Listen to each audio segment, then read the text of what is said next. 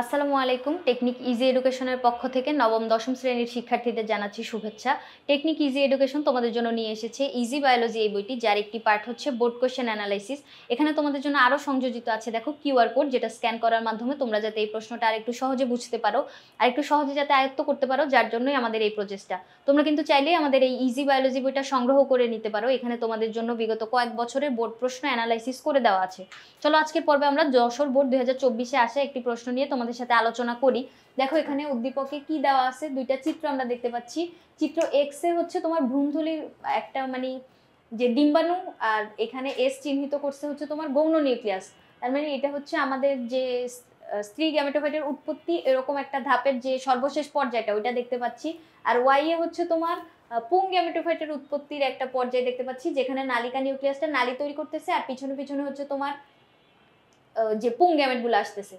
তাহলে এখানে টি যে জায়গাটা, এখানে তোমার ডিম্বাণুকে চিহ্নিত করছে, এখান থেকে একটা পুং গ্যামেট চিহ্নিত করছে। তার মানে বুঝাইতে চাচ্ছে যে এই যে একটা পুং গ্যামেট যে ডিম্বাণুর সাথে মিলিত হবে, আরেকটা পুং গ্যামেট হচ্ছে তোমার গৌণ নিউক্লিয়াসের সাথে মিলিত হবে। তাহলে এই জায়গায় নিষেক সম্পন্ন হবে, কারণ স্ত্রী গ্যামেট আর পুং গ্যামেটের মিলনের ফলে হচ্ছে নিষেক প্রক্রিয়াটা সম্পন্ন হয়। আর যখন গৌণ বা সেকেন্ডারি নিউক্লিয়াসের সাথে এই পুং গ্যামেটটা মিলিত হবে, তখন ওখানে হচ্ছে আমাদের শস্যকোষ তৈরি হবে। এখন উদ্দীপকটা আমরা বুঝতে পারলাম অনেক কিছুই। এরপরে ক খ গ ঘ চারটা প্রশ্ন কি দেওয়া আছে দেখো। সিনজেনেসিয়াস কি, তারপরে বলছে যে অমরার কাজ অনেকটা ফুসফুসের মতো, ব্যাখ্যা করো। গ নম্বরে বলছে চিত্র এক্স কিভাবে গঠিত হয়, চিত্র এক্স কি ছিল, ও এই যে ভ্রূণথলি অর্থাৎ স্ত্রী গ্যামেটোফাইটের উৎপত্তি এখানে আমাদের বর্ণনা করা লাগবে, অথবা মেগাস্পোরোজেনেসিস পদ্ধতিটা বর্ণনা করা লাগবে। এরপর ঘতে কি বলছিল, উদ্দীপকে উল্লিখিত এস ও টি উদ্ভিদের পরিস্ফুটনে কি ভূমিকা পালন করে। এস আর টি কি ছিল, ওই যে ডিম্বাণু আর যে আরেকটা পুং গ্যামেটের মিলন, তার মানে হচ্ছে নিষেক প্রক্রিয়াটা, আর এই জায়গায় হচ্ছে তোমার শস্যকোষ তৈরির প্রক্রিয়াটা।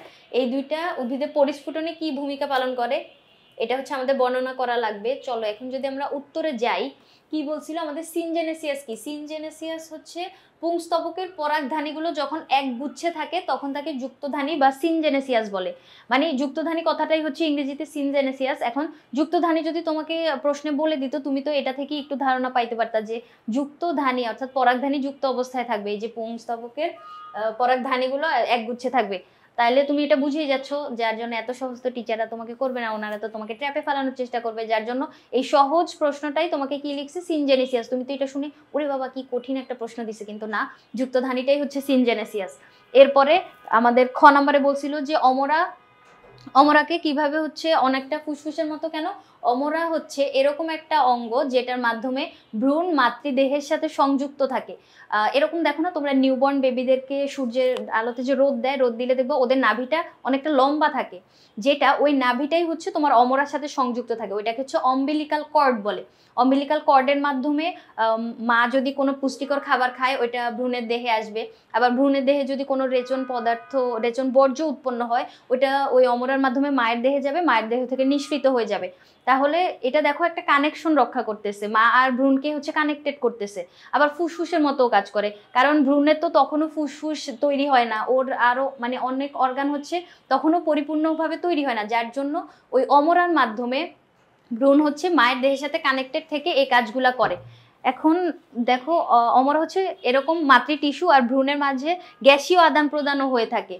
এই যে গ্যাসীয় আদান প্রদান বলতে তো আমরা যে ফুসফুসের কাজটা কি, আমাদের ফুসফুসের কাজ হচ্ছে তোমার নিঃশ্বাস আর প্রশ্বাসের মানে কাজটা করা, যে মানে অক্সিজেন আর কার্বন ডাইঅক্সাইড এক্সচেঞ্জ করা আর ওগুলো পরিবহন করাইতে সাহায্য করা। এরপরে দেখো ওই বিশেষ অঙ্গের মাধ্যমে মাতৃজরায়ুতে ক্রমবর্ধমান ভ্রূণ এবং মাতৃজরায়ু টিস্যুর মধ্যে সম্পর্ক স্থাপিত হয়, ওইটা হচ্ছে অমরার ভিতরে হচ্ছে দেখো ভ্রূণের দেহে যদি কোনো কার্বন ডাইঅক্সাইড উৎপন্ন হয় মানে বর্জ্য পদার্থ, ওইটা হচ্ছে তোমার পরিবাহিত হবে ওই অমরার মাধ্যমে। আবার অক্সিজেন যে গ্রহণ করবে ওই অক্সিজেনটাও ওই মায়ের দেহ থেকে ভ্রূণের দেহে আসবে হচ্ছে অমরার মাধ্যমে।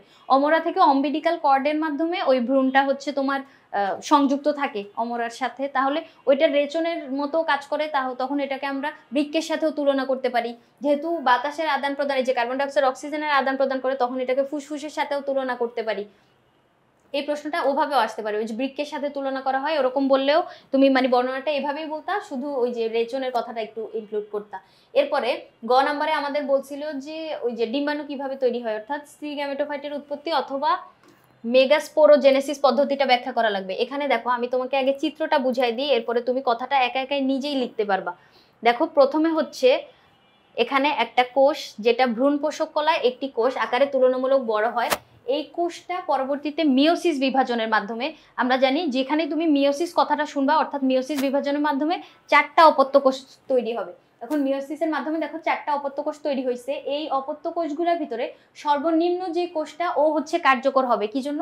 উপরের যে বড় কোষগুলো ওগুলা নষ্ট হয়ে যাবে, কারণ এই যে সর্বনিম্ন যে এই যে ওদের যে ছোট ভাইটা, এই ছোট ভাইটা এত মানে দুষ্টু, ও একটা বিষাক্ত কেমিক্যাল ক্ষরণ করবে যার জন্য ওর বড় ভাইগুলো সব নষ্ট হয়ে যাবে। বড় ভাইগুলো মারা গেলে ও নিজে নিজে পুষ্টি শোষণ করে হচ্ছে বড় হইতে থাকবে। তারপরে ওর যে নিউক্লিয়াসটা মাইটোসিস বিভাজনের মাধ্যমে একটা থেকে 2টা কোষে পরিণত হবে। ওই নিউক্লিয়াসগুলো হচ্ছে মেরুতে যায় অবস্থান করবে। দেখো এরকম একটা মানে ভ্রূণথলি বা এরকম একটা মাকো আকৃতির স্ট্রাকচারের ভিতর উপরে আর নিচের যে সরু অংশ দুইটা, ওই দুইটাকে আমরা বলবো হচ্ছে মেরু। তাহলে একটা নিউক্লিয়াস দুইটা বিভাজিত হয়ে 2টাতে পরিণত হয়েছে, ওই 2টা হচ্ছে মেরুতে যায় অবস্থান করছে। ওই নিউক্লিয়াসগুলো মেরুতে থাকা অবস্থায় আবার মাইটোসিস বিভাজন হচ্ছে। দেখো মাইটোসিস বিভাজনে আমরা জানি একটা থেকে 2টা তৈরি হয়, তাহলে একটা নিউক্লিয়াস থেকে যে 2টা তৈরি হয়েছে, এখানেও নিচেও একটা থেকে 2টা, এই 2টা আবার 2টা করে 2 দুগুণে 4টা, দেখো নিচেও 4টা। এখন 2 মেরুতে দেখো 4টা 8টা কোষ আছে। ওই কোষগুলার একটি করে হচ্ছে মাঝখানে এসে অবস্থান করবে, কেন্দ্রে আসবে। দেখো উপরে 3টা কোষ থাকবে উপরে মেরুতে, আর নিচের মেরুতে 3টা কোষ থাকবে, আর একটি করে কোষ কেন্দ্রে এসে অবস্থান করবে। এই কেন্দ্রে যে 2টা কোষ আসবে, ওই 2টা কোষকে আমরা বলবো হচ্ছে গৌণ বা সেকেন্ডারি নিউক্লিয়াস। ডিম্বক রন্ধ্র, দেখো রন্ধ্র হচ্ছে নিচের দিকের অংশটা। ডিম্বক রন্ধ্রের দিকের কোষ 3টাকে একসাথে বলে হচ্ছে গর্ভযন্ত্র। যেখানে মাঝখানের কোষটা আকারে তুলনামূলক বড় হবে, ওইটাকে আমরা বলবো হচ্ছে ডিম্বাণু। আর ওর পাশে যে 2টা কোষ থাকবে, ওই 2টা কোষ হচ্ছে ওর সহকারী কোষ। ডিম্বক রন্ধ্রের বিপরীত দিকে যে 3টা কোষ, এই যে উপরের দিকে দেখো, এই 3টা কোষকে একসাথে বলে হচ্ছে প্রতিপাদ কোষ। এখন ডিম্বাণু তৈরি করাই হচ্ছে আমাদের উদ্দেশ্য ছিল, কারণ হচ্ছে ডিম্বাণুটাই তোমার নিষেধ পদ্ধতিতে হচ্ছে সরাসরি অংশগ্রহণ করবে। এখন ডিম্বাণু তৈরি হয়েছে, তার মানে হচ্ছে আমাদের স্ত্রী গ্যামেট তৈরি হয়ে গেছে। আমাদের বলছিল প্রশ্নেই আমাদের চাইছিল যে তোমার এই যে গ্যামেট তৈরিটা বা এই ভ্রূণথলি তৈরির কিভাবে গঠিত হয় ওটা বর্ণনা করতে। তাহলে আমরা এই যে এই বর্ণনাটা এখানে করলাম। এখন এইখানে আমি তোমাকে চিত্রে যে কথাগুলো এভাবে বললাম, এই কথাটাই হচ্ছে এই জায়গায় তোমার বর্ণনায় দেওয়া আছে। দেখো চলো আমরা যদি পড়ি এই জায়গায় কি লেখা আছে।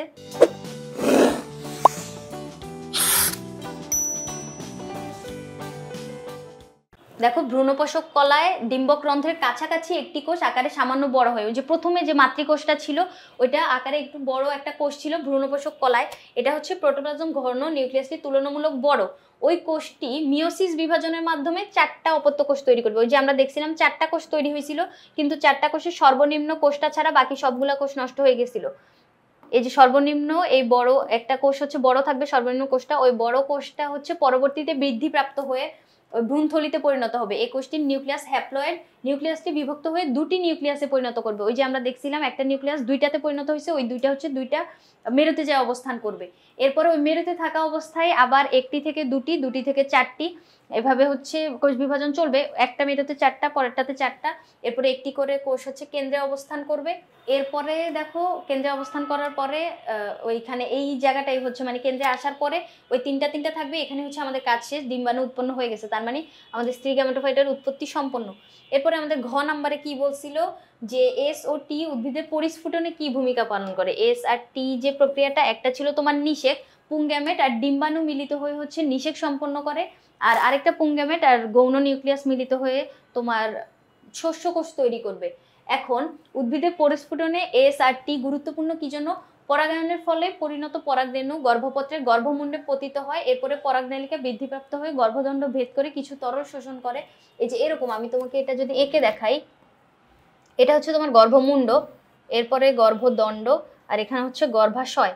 এখানে ভিতরে ডিম্বাণু উৎপন্ন হবে। পরাগরেণু যখন এই গর্ভমুণ্ডে পতিত হবে তখন ওই ঘটনাটাকে আমরা বলবো হচ্ছে পরাগায়ন।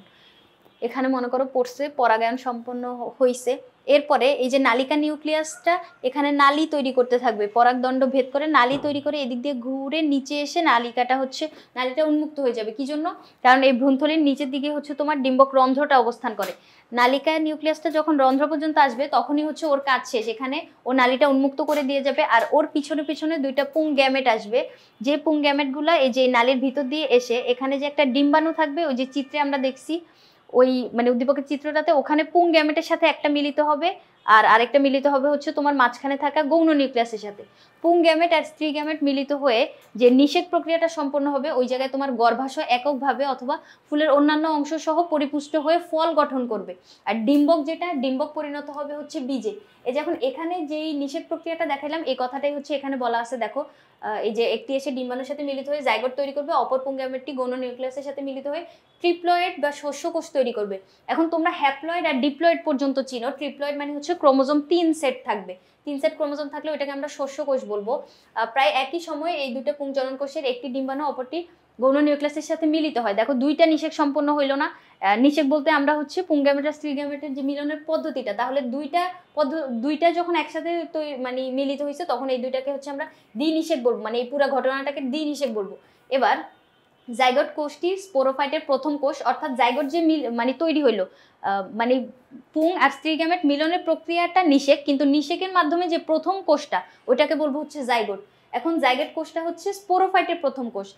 এর প্রথম বিভাজনে দুটি কোষের সৃষ্টি হয়, একই সাথে শস্যের পরিস্ফুটনও ঘটতে থাকে। মানে দুইটা পদ্ধতি যে ওখানে দ্বিনিষেকের দুইটা পদ্ধতি সাথে সাথে হইতে থাকে না, একই সাথে হইতে থাকে।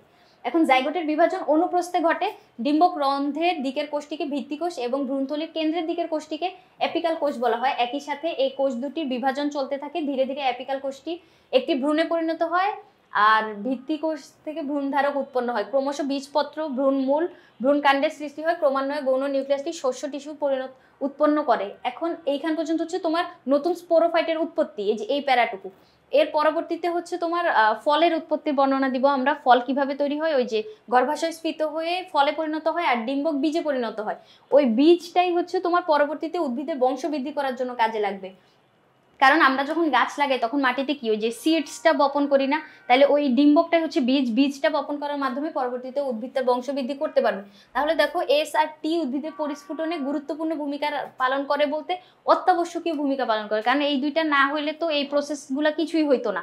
এখন আমি তোমাকে যেভাবে বললাম এভাবে হচ্ছে তুমি নিষেকের প্যারাটা লিখবে প্রথমে, এরপরে নতুন স্পোরোফাইটের উৎপত্তি, এরপরে হচ্ছে তোমার ফলের উৎপত্তি। এইভাবে প্যারা আকারে তুমি যদি বর্ণনাটা লিখতে পারো, আই হোপ সিকিউতে একটা স্ট্যান্ডার্ড মার্ক সিকিউর করতে পারবা। 4 নম্বরের জন্য এতটুকুই এনাফ। প্রিভিয়াস বোর্ড প্রশ্নগুলো অ্যানালাইসিস করার মাধ্যমে তুমি উদ্দীপকটা ধরতে পারা এবং ওই অনুযায়ী পরীক্ষার খাতায় উত্তরটা রিপ্রেজেন্ট করতে পারার জন্য এই প্র্যাকটিসটা দরকারি, যার জন্যই আমাদের ইজি বায়োলজি বইটাতে তোমাদের জন্য এই সংযোজন করা হয়েছে। এখানে তোমাদের জন্য বিগত কয়েক বছরের বোর্ড প্রশ্ন অ্যানালাইসিস করে দেওয়া আছে। তোমরা কিন্তু চাইলেই আমাদের এই ইজি বায়োলজি বইটা সংগ্রহ করে নিতে পারো। আজকের পর্বে এই পর্যন্তই। পরবর্তী পর্বে আমরা অন্য কোনো বোর্ড প্রশ্ন অ্যানালাইসিস নিয়ে তোমাদের সামনে হাজির হব। ধন্যবাদ সবাই।